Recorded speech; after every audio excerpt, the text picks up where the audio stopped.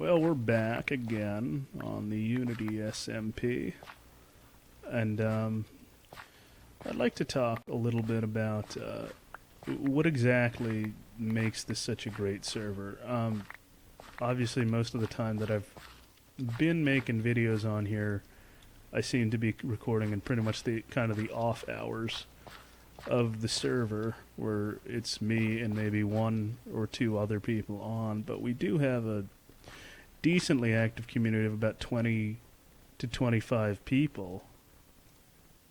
And there's a lot of factors that go into making this such a great server in the first place. So I'm going to go over that because it's a great server. Drum did a really great job starting this server out, and I've been here for the whole ride of the thing. We started off on another server, us and Tyrant 44 and Tempo Rogue and Amadius were all on the server here, and we all met on another server. That was really not around for a very long time, and honestly, it wasn't. We've done a better job at taking care of this server and curating it well than our previous server that we all met on. And we learned from some of the mistakes from that other server and other servers we've been on. Firstly, the great thing is that we've been around for, over a year now. So we have a curated player base of people who are active and interested in the game and want to be here. And are interested in the people we have here. We've been around long enough that we're all, we're all friends.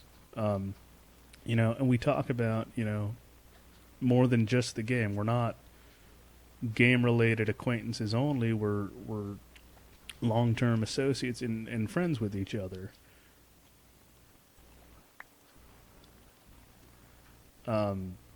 It's the fantastic thing about this is that there's this long-term focus of all these people who come, because there's all these people countless people who have come and gone, have been on here once or twice or for a couple hours at a time, and then they inexplicably leave because they don't have anything to ground themselves on the server. But all the people who are still left that come on, they've been here for a while, and we built that up well over a year, and not a lot of servers live that long. And usually that's because there's one person who owns the whole server, who pays for the whole thing, and that's one of the other great things about the server is the way we pay for it. Drum originally paid for the server all by himself, and then we started a Patreon where people on the server, if they wanted to help support the server or help it move to a larger, like 8 gigs of RAM, because we were originally on 4 gigs of RAM. Or I think originally we were on 2 gigs of RAM, then we moved to 4, and then around the time we did the Patreon, we started moving to 6 and 8 gigs. And, we've got about 7 or 8 people who are on the Patreon. If you work it out, it gets to be like everybody's contributing close to, all, enough for this really great server we have on. So that way, when Drum goes inactive, like he did last year when he was working and he had a lot of IRL stuff to deal with and he couldn't be on the server didn't shut down just because he wasn't there. We were working on other stuff in the server, and we all felt like it was our server, not just Drum's server, and that's sort of the way I feel like he wants it to be, for us to think of it as our server. And that may be a little too, communist for some people, but for me it's not, and for, I would assume, most of the other people on the server, they think it's a great idea to have it be community owned and community focused, which is the whole plan of the server in the first place. Drum constantly tells me that his major focus on the server is, one, to see other people build really cool stuff. Like, he can build cool stuff on his own and everything, but there's a sense of accomplishment in that, but there's also a sense of accomplishment he likes to get from seeing the user base interact with itself and become good friends and hang out with each other and have fun. And that's what we've been doing on the server, and that's why it's great. We've got a wide-ranging skill set between us. Some of us are Redstone technical people. Some of us are absolutely not, like myself. We've got a wide range of ages. And age and maturity is another factor in that. You could run the gamut from, ancient like myself, all the way down to, people that are 18. And for the majority of the time on the server, we've advertised as 18 plus only, not only for legal reasons in the Discord, if some troll were to come and post pictures of porn and stuff like that, which has happened before on the server to protect our asses, those of us who are on the mod team, but also just to ensure that people sort of can budget their time well. They're adults. You expect them to have a sense of maturity and be able to manage their time well, such that they can be on for long periods of time, but also know when not to be on, and therefore, not have a situation where you're not going to be on for a few days because you have to cram on something or because you're bogged down with work. There's another great player right there, Grinch, from our European player base. I mean, that's the other thing, is we have a European player base too, so they're active, when it's nighttime for them and it's morning for me, and we're yeah, we got a wedding going on in about an hour here. It's fantastic, and the fact that we've gotten to know each other through such a long time means that we're friends, and we talk about more than just the game. We can get in the voice chat and we'll talk about IRL stuff together. And it's almost therapeutic to talk about what's going on in your life, especially during the coronavirus pandemic, which is part of the reason why the server seems to be doing so well, and probably most Minecraft servers are doing so well right now, because they can keep an active user base because people don't have a lot going on, because for a couple months there we were all sheltered in place here in the US and over in Europe, and we've got a player over in New Zealand who's been active too, and it's good, and that's sort of the vision of the service. We wanted to be able to have 4 or 5 people on at any given time that you would log on, so that way we can interact with them all. We want to have a wide-ranging player base from all across the world, if at all possible, and we've been able to do that, luckily. And that's what makes Unity majorly successful. Not to say anything about the fact that I'm a modest person, or I like to be a modest person. I am part of the mod team, and I like to think that we do a pretty good job being active and listening to people's worries. We have a suggestion box that players can lodge anonymous complaints, or sign their name to a suggestion about the future of the server, something they want to see on the server. We try to do active community events every weekend, which we've been largely successful in, game nights and trivia nights that I host and everything. It's been good.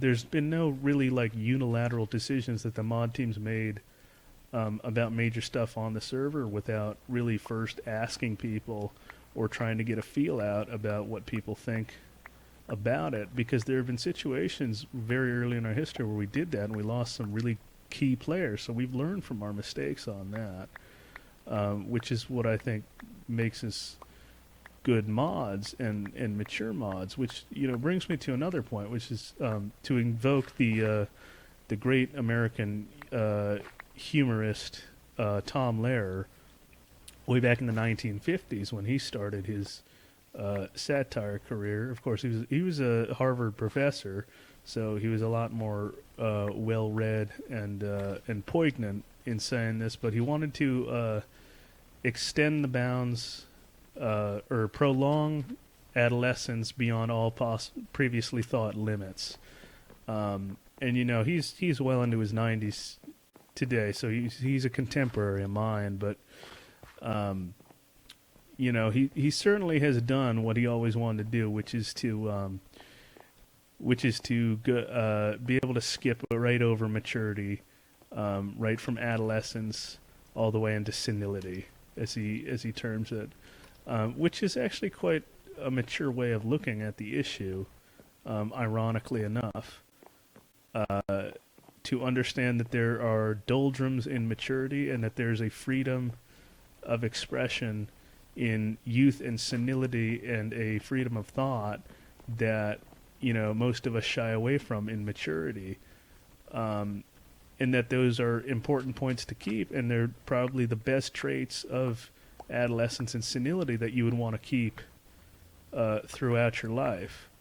And as what I get from that, from when Tom Lehrer said that, is that he wants to do that. He wants to take the best parts of adolescence, which is this supposed freedom you feel like you have, and fun, and extend that into a time at which socially we think is all supposed to be all business, and I think that's what we do on this server.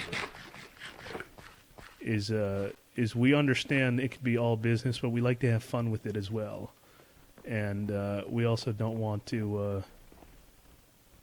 really push anyone's buttons, any more than is absolutely necessary for the bit of fun we want to have, because we're all good friends here, so no one's going off and trying to be accusatory to anyone else on the server.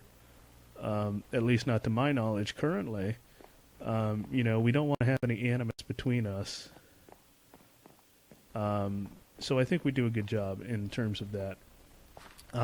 But obviously maturity is not easy to come by when it comes to that on the server. Or on the server, yes. Excuse me. In real life, here in America at least, we have a major problem with maturity and critical thinking in this country, and I term specifically would talk about Christ. I had the sheep turned down low, but there's just so many of them. I think specifically about things like the intellectual dark web, as it's sometimes termed. People like Ben Shapiro and Jordan Peterson, everything, who have these sort of styles of debate which are very like high school mock debate, and I never really liked high school debate because it was kind of sycophantic.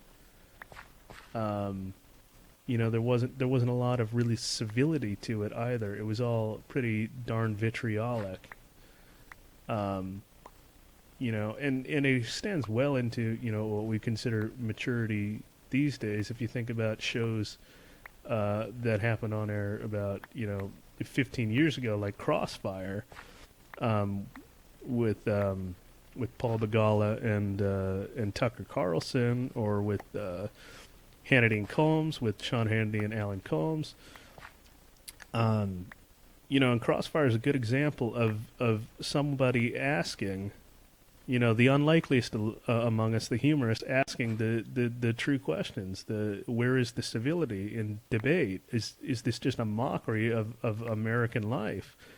Jon Stewart of The Daily Show showed up in, I think, about October 2004 on Crossfire, and it was only a few months later it got canceled by CNN.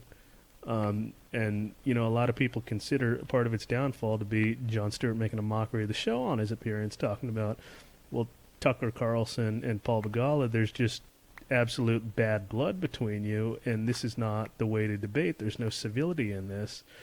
And he asked specifically, because this was right a month before the 2004 presidential election, he asked Paul Vigala to say something nice about George Bush, and he asked Tucker Carlson to say something nice about John Kerry, and they can't do it. They bring themselves to saying something what they think is humorous and just comes off as asinine.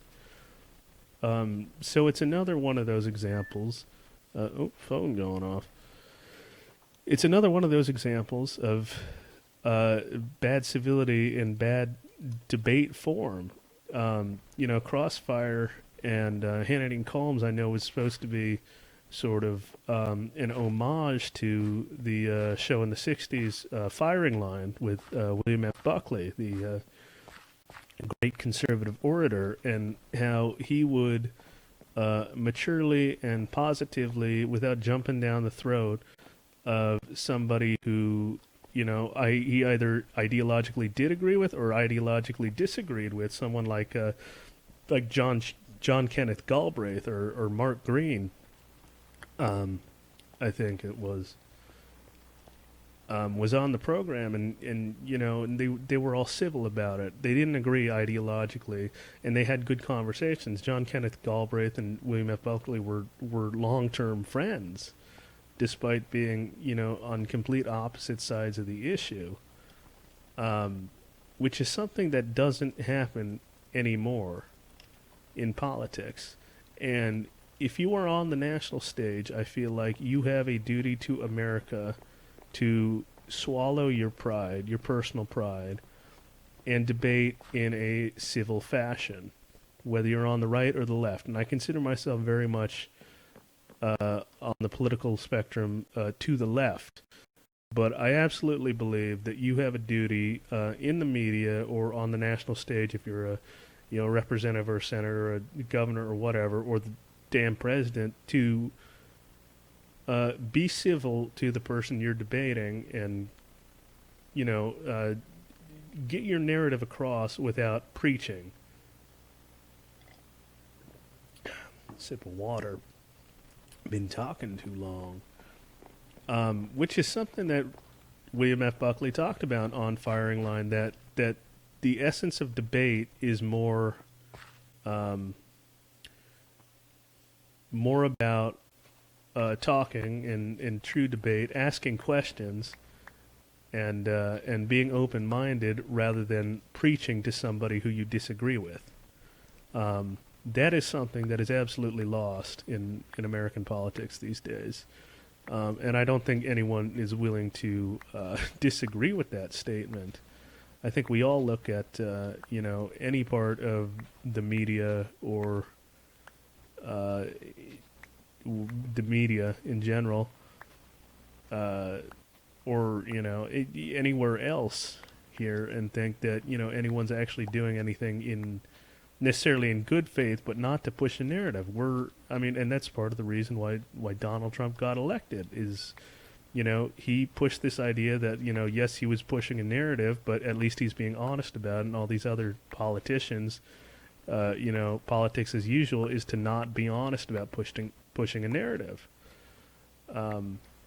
And that's sort of the ignorance is bliss sort of reversal that we so love here in America.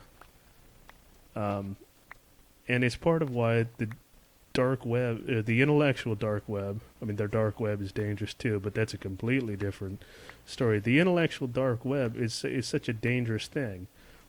People like Ben Shapiro and Jordan Peterson and Dave Rubin talking about stuff in terms of like your basic, philosophy 1 college course, saying like, oh, well, that's a straw man argument, oh, that's a slippery slope argument and stuff like that. Because you don't actually want to ask questions. You don't want to try and see it from the other person's perspective and try to find angles of which they can relate to. And rather will do what Bill Buckley said. You want to preach to them. You want to give them your facts and logic and call them, the facts and the logic, and that they have to agree with it. Otherwise, they're dumb. And it is blatant name calling. and that's really something that, yeah, I mean, it's something that got referred to, years and years ago in the 1960s by Bill Buckley, and it rings true today. And he's a master. He is a master debater. I have to say that he's a very prominent Catholic. I'm sure he would not like that terminology if he were still alive. But he's not someone I would ideologically agree with. And he gave rise to a lot of neoconservatism in the presidencies of Nixon and Reagan that continue to haunt us today. But the one thing you can't really can't argue about Bill Buckley, even if you disagree with him ideologically, is that at least he was a civil debater for the most part. Some of his run-ins with Gore Vidal notwithstanding. For the most part, that's good-natured debate where you're not trying to push a narrative and you're just trying to give your side of the issue and try and make somebody else understand it and try and see if you can understand it from somebody else's perspective. That is something that I believe is lost here in America. And part of that has to do with education, because we do not teach our children critical thinking.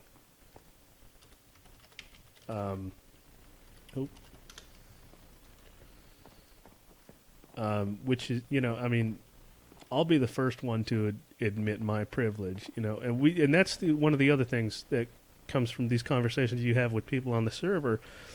We all come from different backgrounds. Like, I'm not afraid to say I grew up upper middle class in a very liberal area of California and white and went to private school. That's my privilege. That's my background. I can't change that. How I grew up. But I do recognize that, and I do recognize how that affects my vision of things, like the George Floyd protests. There's something there that, I can sympathize with, but I can't empathize because I do not know what it's like to be, a working class black man walking down the street and being afraid of being shot by a policeman because, I'm, for all intents and purposes, I'm what, your racist cops might consider like, oh, well, that's a normal guy, he's cool. And that's my privilege, and I'll be the first one to admit it. But, and this is something that I certainly did not understand for a long time about public education in this country, because I went to a private school and I thought it was a good education. I know it's a good education I have. And I'm very grateful for my parents for affording me that opportunity. And I feel very badly that people don't get this kind of opportunity in public school, which is why it's always been my, dream to become a teacher. Well, I think it's such a noble profession. But towards the end of high school, I was allowed to TA in a history class as I was going to college to be a history professor. I was TAing in a 8th grade history class throughout my senior year of high school. And, I got to take over some of the lessons on Friday, and some of the questions you pose to the students are very... They want you to ask, what year did General Cornwallis surrender his army at Yorktown? And they say, 1781. And you're asking questions about, like, well, do you think the Americans were justified in rebelling against the British based on the actions of the Boston Tea Party? Do you think that was justified? And do you think declaring your independence as a country is a justifiable response for the Stamp Act and things like that, and the Townsend Act, and these questions fly over the kids' heads because they're not asked what they think. I mean, they do get around to, absolutely, because they are smart kids. They are smart kids, absolutely, and they get around to answering that question pretty darn well for 8th graders. probably just as well as I could in 8th grade. But they do got to think for a minute, and it does strike them as weird that you're asking what they think. And they're afraid that they might get that question wrong. And they need to know that there's not a wrong answer. And that's part of the problem with debate is without civility in this country, people are going to be afraid to debate because people are afraid of being called wrong. And that's what I think is such a problematic thing about education, about debate in this country. And I think it all ties back into the maturity that we expect from people on the server and the maturity we get from people on the server, which is what is a great thing. Let me hop on Mule Variations here. Tom Waits reference. I'm going to head to Spawn, and we'll probably call the episode there. But, it's just oh, God. Okay, easy way out there. It's just such a strange thing to, Jesus. Such a strange thing to see so many kids so afraid of getting something wrong when you're asking them what they think, because they're afraid of being told that they think wrong. And as long as you're thinking for yourself, as long as you are genuinely thinking for yourself, you're thinking right, in my opinion. You can come to your own conclusions. I may disagree with them, but if you are thinking for yourself, you were using the right process for thinking. I'll put it at that. This is, an art form that is absolutely lost in our country, I believe. I think this is also the official introduction to YouTube of Thin Bridge Mr. Jones. I built this. It's about 650 blocks long. I dug up more diorite than I care to admit to build this. And I built it specifically so I could bring my donkey to spawn from my base. So, you be the judge of if it was worth it for this trip or not. But the level of maturity and civility that you find on this server is something unlike you find in most of social America these days, and I think that's a great tragedy that you don't find it in America these days. And I think it's a great boon to us that we can use this server as sort of a safe haven to actually interact with people in a way that, as if we all are friends, and nobody has to be afraid to say what they think or articulate that if they can.